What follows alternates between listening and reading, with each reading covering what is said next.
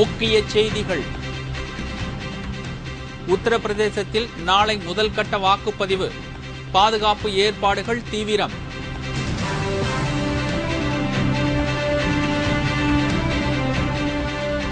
நாடாளுமன்ற பட்ஜெட் கூட்டத்தொடர் மார்ச் 12ஆம் தேதி தொடங்குகிறது. மார்ச் 16ஆம் தேதி பொது பட்ஜெட் தாக்கல்.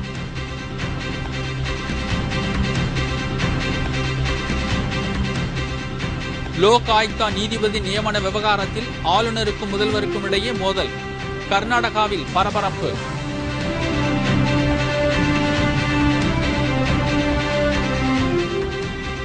ஏழைகளுக்கு 2 ஏக்கர் இலவச நிலம் வழங்கும் திமுக அரசின் திட்டம் முற்றிலும் ரத்து செய்தது அதிமுக அரசு.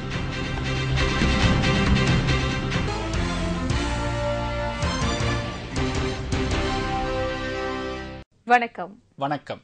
விரிவான செய்திகள்.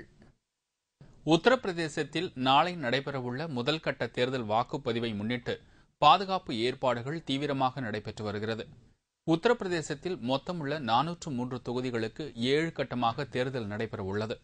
முதல் கட்டமாக 55 தொகுதிகளுக்கு நாளை வாக்குப்பதிவு நடைபெறுகிறது.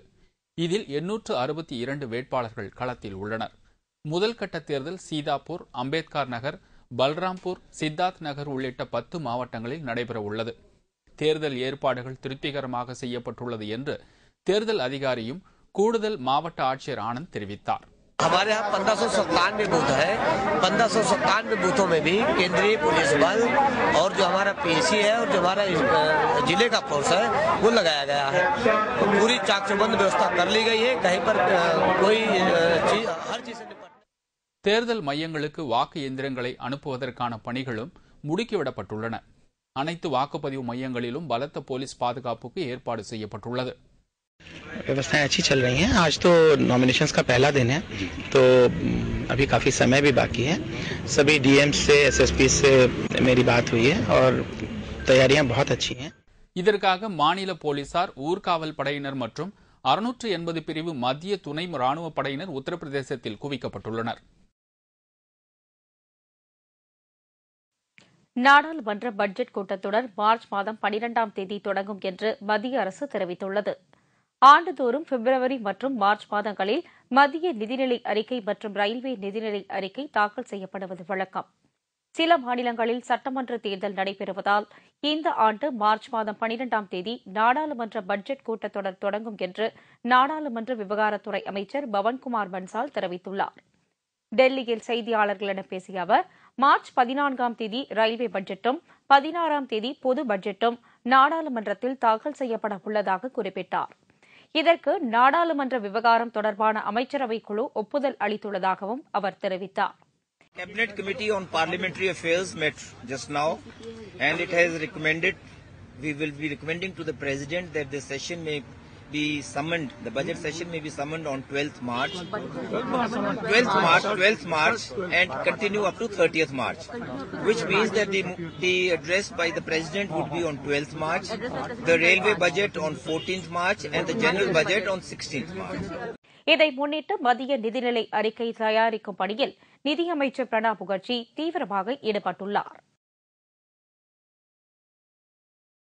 கர்நாடகாவில் லோக் ஆயுக்தா நீதிபதியை நியமிக்கும் விவகாரத்தில் ஆளுநருக்கும் முதல்வருக்கும் இடையே நடந்து வரும் மோதலால் தாம் மன ரீதியாக பாதிக்கப்பட்டுள்ளதாக லோக் ஆயுக்தா நீதிபதி தெரிவித்துள்ளார்.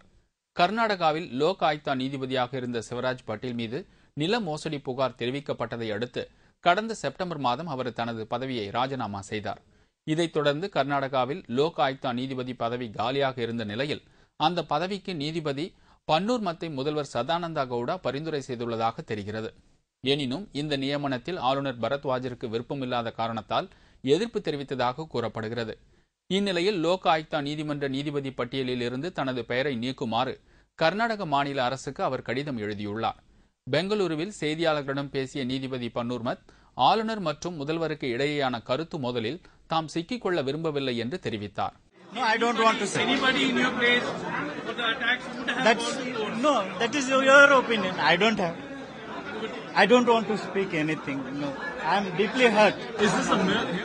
இது தமது சொந்த முடிவு என்றும் இந்த விவகாரத்திலிருந்து தாம் ஒதுங்கி நிற்கவே விரும்புவதாகவும் நீதிபதி பன்னூர்மத் குறிப்பிட்டுள்ளார். நிலமற்ற ஏழைகளுக்கு 2 ஏக்கர் இலவச நிலம் வழங்கும் முந்தைய திமுக அரசின் திட்டத்தை அதிமுக அரசு கைவிட்டுவிட்டது. நிலமற்ற ஏழைகள் விவசாயம் செய்து பிழைத்துக் கொள்வதற்காக 2 ஏக்கர் நிலம் இலவசமாக வழங்கும் திட்டத்தை கருணாநிதி முதலமைச்சராக இருந்தபோது செயல்படுத்தினார். இந்த திட்டத்தின் அடிப்படையில் 55 லட்சம் ஏக்கர் நிலம் ஏழைகளுக்கு வழங்கப்பட்டது. தற்போது அதிமுக அரசு இந்த திட்டத்தை ரத்து செய்து இருக்கிறது. திமுக ஆட்சியில் இலவச நிலம் பெற்றவர்கள் ஓராண்டிற்குள் அந்த நிலத்தில் விவசாய பணிகளை தொடங்காமல் இருந்தால் அந்த நிலத்தை விவசாயிகளிடம் இருந்து பறிமுதல் செய்யவும் அதிமுக அரசு திட்டமிட்டுள்ளது.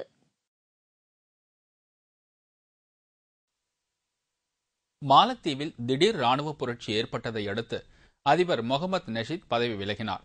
இந்தியாவின் நட்பு நாடான மாலத்தீவில் ராணுவ நீதிமன்றத்தின் நீதிபதி ஒருவர் கடந்த மாதம் கைது செய்யப்பட்டார். இந்த கைது சம்பவத்தை தொடர்ந்து அந்த நாட்டில் ராணுவத்தினருக்கும் போலீசாருக்கும் இடையே அவ்வப்போது மோதல் ஏற்பட்டு வந்தது. இந்நிலையில் அந்த நாட்டில் ராணுவ புரட்சி ஏற்பட போவதாகவும் ராணுவம் ஆட்சியை கைப்பற்றப் போவதாகவும் தகவல் வெளியானது. இதற்கிடையே இன்று ராணுவத்தினருக்கும் போலீசாருக்கும் இடையே பயங்கர மோதல் ஏற்பட்டது. இந்த சூழலில் தனது அதிபர் பதவியை ராஜினாமா செய்தார் அதிபர் முகமது நஷீத். அவரின் ராஜினாமாவை தொடர்ந்து மாலத்தீவில் அதிபர் தேர்தல் நடைபெறும் என்று எதிர்பார்க்கப்படுகிறது. இதற்கிடையே பிரதமர் பதவியிலிருந்து முகமது நஷீத் ராஜினாமா செய்ததை அடுத்து துணை அதிபர் முகமது ஆசன் மாணிக் அதிபராக பதவியேற்றுக் கொண்டார். இஸ்லாம் தீனக் ஹுர்மத்திற்கும் ஹித்மஷா இஸ்லாம் தீனக் ஹுர்மத்திற்கும் ஹித்மஷா திராஜ்யக ஜும்ஹூரியாத் கானூன் அசாசியாய்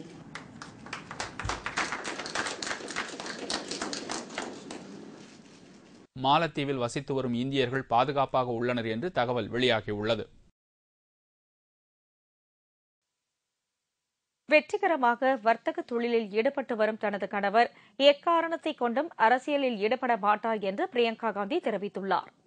நேரு குடும்பத்தை சேர்ந்தவர்கள் காங்கிரஸ் கட்சியின் தலைமை பதவியில் அமர்வதும் பிரதமராகவோ அல்லது பிரதமரை ஆட்டுவிக்கும் மறைமுக சக்தியாகவோ இருந்து வருகிறார்கள்.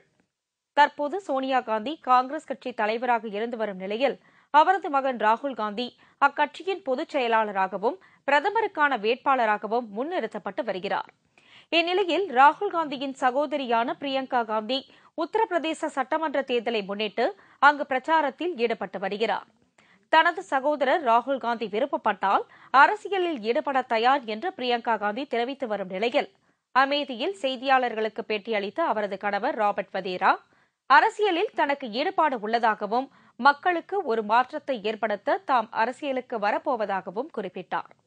இந்த தகவல் பெரிய அளவில் பேசப்பட்டு வந்த நிலையில் தனது கணவர் ராபர்ட் வதேரா வெற்றிகரமான வர்த்தகர் என்றும் அவர் எந்த காரணத்தை முன்னிட்டும் தீவிர அரசியலில் பங்கு கொள்ள மாட்டார் என்றும் பிரியங்கா காந்தி திட்டவட்டமாக கூறியுள்ளார். மொரீஷியஸ் பிரதமர் நவீன் சந்திர ராம்கோலம் 6 நாட்கள் அரசுமுறை பயணமாக இந்தியா வந்துள்ளார். அவருக்கு புதுடெல்லியில் சிறப்பான வரவேற்பு அளிக்கப்பட்டது. இன்று அவர் பிரதமர் மன்மோகன் சிங்கை சந்தித்து பேசினார். தொடர்ந்து பொருளாதாரம், பாதுகாப்பு உள்ளிட்ட பல்வேறு துறைகளில் இந்தியா மொரீஷியஸ் இடையே பல்வேறு ஒப்பந்தங்கள் கையெழுத்தாகும் என்று எதிர்பார்க்கப்படுகிறது. மொரீஷியஸ் பிரதமர் ராம்கோலத்துடன் அவரது அமைச்சர்கள், உயர் அதிகாரிகள், வர்த்தக தலைவர்கள் ஆகியோரும் வந்துள்ளனர். மொரீஷியஸ் பிரதமர் நவீன் சந்திரா ராம்கோலத்திற்கு குருஷேத்ரா பல்கலைக்கழகம் நாளை கௌரவ டாக்டர் பட்டம் வழங்க உள்ளது. அதிமுக அமைச்சர் சி.வி. சண்முகத்தை கொலை செய்ய முயன்ற வழக்கில் பாமக நிறுவனர் ராமதாசின் சகோதரர் சீனிவாசனை ஒருநாள் சிபிஐ காவலில் வைத்து விசாரிக்க சென்னை உயர்நீதிமன்றம் உத்தரவிட்டுள்ளது. கடந்த 2006ஆம் ஆண்டு நடந்த சட்டமன்ற தேர்தலின் போது ஏற்பட்ட மோதலில் சி.வி. சண்முகம் மீது பாமகவினர் நடத்திய கொலைவெறி தாக்குதலில் அவர் நூலிலையில் உயிர் தப்பினார். அப்போது அங்கிருந்த சண்முகத்தின் உதவியாளர் முருகானந்தம் பாமகவினரால் வெட்டி படுகொலை செய்யப்பட்டார். இது தொடர்பாக சி.வி. சண்முகம் அளித்த புகாரின் பேரில் பாமக நிறுவனர் ராமதாஸ், அவரது மகன் அன்புமணி, ராமதாசின் சகோதரர் சீனிவாசன், பாமக தலைமை நிலைய செயலாளர் எம்.என். கருணாநிதி உள்ளிட்ட 15ற்கும் மேற்பட்டோர் மீது வழக்கு பதிவு செய்யப்பட்டு திண்டிவனம் நீதிமன்றத்தில் வழக்கு நடந்து வந்தது. இந்த வழக்கில் இருந்து தப்பிப்பதற்காக பாமக நிறுவனர் ராமதாஸ் அதிமுக, திமுக என மாறி மாறி பேரம் பேசி கூட்டணி சேர்ந்து வந்தார். எனினும் இந்த வழக்கில் இருந்து அவர்களால் தப்பிக்க முடியவில்லை. இந்நிலையில் சிபிஐ விசாரணை கோரி சி.வி. சண்முகம் சார்பில் சென்னை உயர்நீதிமன்றத்தில் வழக்கு தொடரப்பட்டது.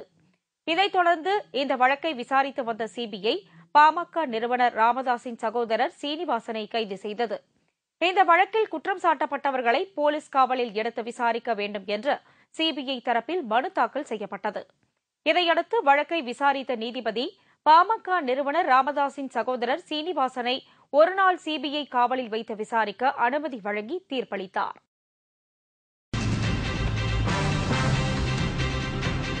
காப்பகங்களில் உள்ள சிறுமிகளுக்கு பாலியல் வன்முறை, சென்னை உயர்நீதிமன்றத்தில் பொதுநல வழக்கு.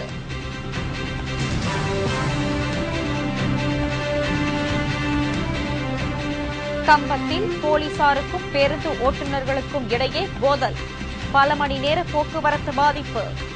மற்றும் பல செய்திகள் விளம்பர இடைவேளைக்கு பிறகு.